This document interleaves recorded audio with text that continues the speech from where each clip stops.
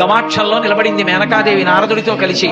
ఒక్కొక్కళ్ళు వస్తున్నారు. అబ్బా వెలిగిపోతున్నాడు, ఆయనేనా మా అల్లుడంది. కాదమ్మా, సూర్యుడు దిక్పాలకుల్లో. ఆ వెనక వస్తున్నాడు, ఎవరో బాబాయ్ నల్లగా ఉన్నాడు దున్నపోత మీద, ఆయన ఎవరు? ఈ అల్లుడు కాదు, బెంగపెట్టుకోకు, యమధర్మరాజు గారు. ఆ వెనకాతలు అబ్బా చల్లగా ఎంత బాగున్నాడో, ఎవరు? చంద్రుడు, మీ అల్లుడు గాడు. ఈయనెవరోనయో చాలా అందంగా ఉన్నాడు, ఎర్రగా ఉన్నాడు, కాంతులీనుతున్నాడు, బ్రహ్మగారు. మీ అల్లుడి దగ్గర పురోహితుడమ్మా, పెళ్లి చేయడానికి వచ్చే బ్రహ్మగారు ఆయన మీ అల్లుడు కాదు. ఓ అలాగా, ఇతనెవరో నీలమేఘశ్యాముడు, చాలా అందంగా ఉన్నాడు, శాంతాకారం భుజగచైనం పద్మనాభం సురేశం. అమ్మా, ఆయనకి మీ అల్లుడికి భేదం చెప్పకూడదు, కానీ ప్రస్తుత మీ అల్లుడు కాడు. ఆయన వెళ్ళిపోయాడు, ప్రదోష వేళ అయిపోయింది, రాడు. వెడుతూనే ఉంది ఊరేగింపు, వస్తున్నారు మగపెళ్లి వారు. అలా ఆఖరికి ఒక ఆయన వచ్చాడు. చుట్టూ భూతప్రేత పిశాచాలున్నాయి, ప్రపదగణాలున్నాయి, మధ్యలో దిగంబరంగా తాండవం చేస్తూ వస్తున్నాడు.